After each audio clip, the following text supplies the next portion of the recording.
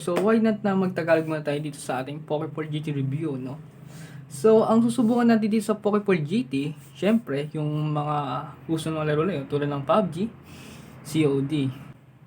First muna tayo sa spec ng Pokeball GT, kung ano ba yung spec ng Pokeball GT.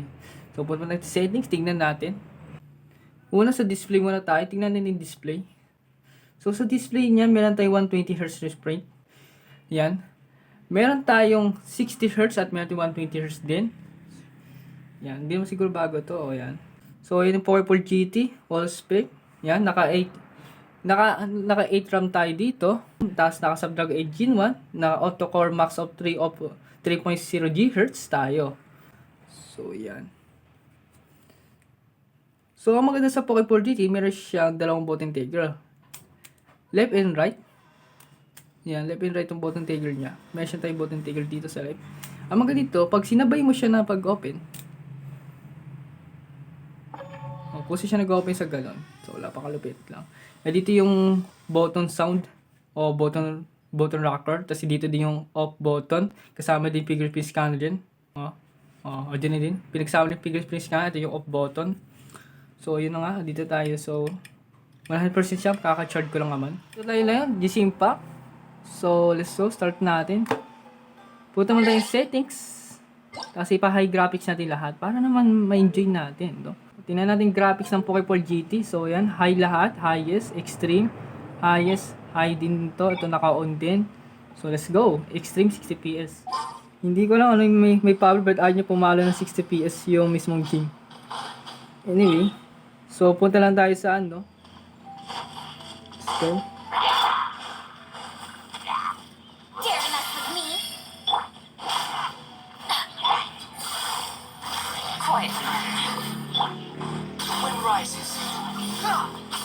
So, tapos ng laban. Ito yung medium graphics.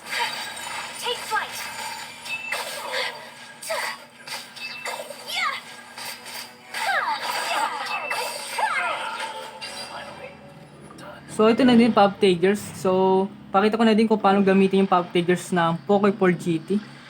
So, i-off muna natin. Yan. So, pag bubuksan mo to dito, syempre, makita mo dito sa gilid. Ganun mo, swipe mo lang sa ganon. Swipe mo sa ganon, tapos edit mo dito. So, may draw mode siya, no? Ayun, no? Oh. Pero gawin natin action lang. So, lagyan natin dito sa, sabi natin gusto mo dito sa sprint ni Ayaka, sprint, save mo lang. So, buksan mo din na sa gilid, sa left side. Edit mo lang din. Kung saan mo siya gusto ilagay, pwede mo siya ilagay sa skill o espada. Save mo lang din. O, yan na. Done. O. Gano'n lang siya. So, pinakita ko lang kung paano mag-ayos yung settings. So, ito yung graphics. So, punta tayo sa settings. Audio and graphics. Pwede natin ilagay sa ultra. Pero magiging low lang siya. Pag medium, bumabalik sa max. So, ultra lang tayo. So, meron tayo 90 FPS sa COD. So, try natin mag-ano. Pero hindi ko to account, kaya log out muna tayo. Hindi tayo magpaparank, matches lang. Kasi, tetest lang naman natin yung FPS. Ayun! Okay na siya. 84, bumababa siya ng mga 60 FPS din, no? Ayun, no? 89 to 90 PS. Bumababa siya ng mga 60 din. So, let's go.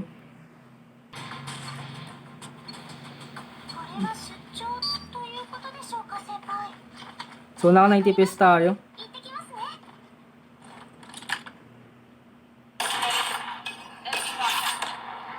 So, di ko makita isa. So, back tayo. Sa loko si mag-hit mark.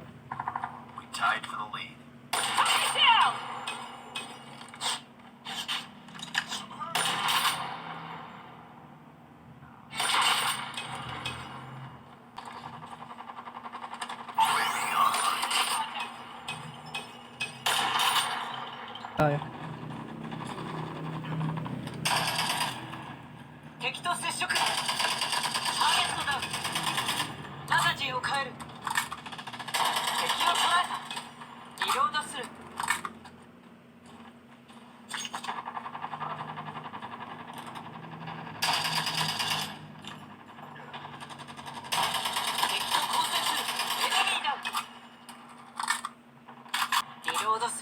援護して敵と接触ヘッドショットだターゲットを捉えた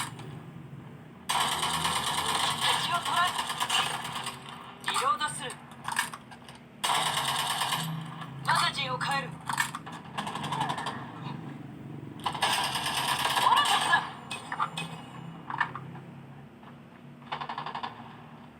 敵と接触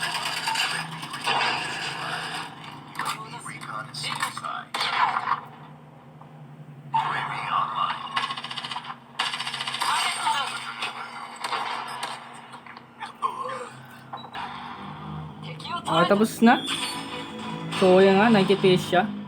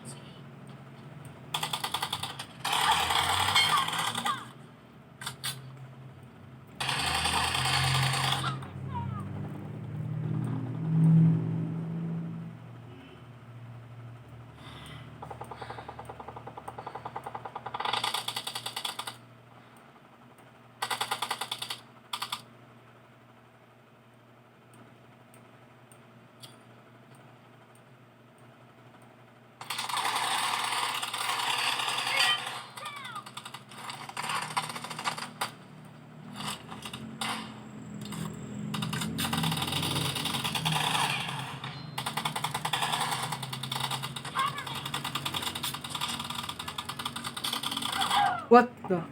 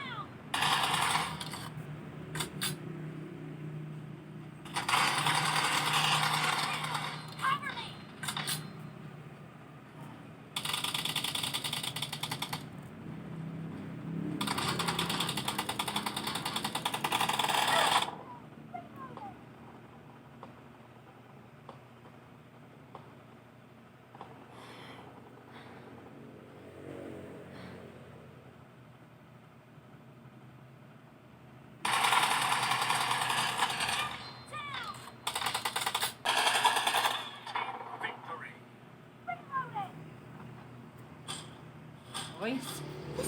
Tapos na ating pagtetest natin sa Poco 4 GT. Nakita natin kanyang performance. Nasa 35 FPS lang talaga. Hindi ko din alam bakit anong meron. Pero yung last video ko dito, sa GC pumapalo siya ng mga 58 FPS yon. 58 FPS yung huling palo niya. For now, di siguro nagbabag lang siguro for now. Hindi ko din alam reason bakit nakirang reset na din ako. So, yun ang performance ng yun ang performance ng Poco 4 GT sa lahat ng gameplay na test natin na COD, Genshin Impact at PUBG Mobile. Sa COD, meron siya 90 FPS, na-try natin.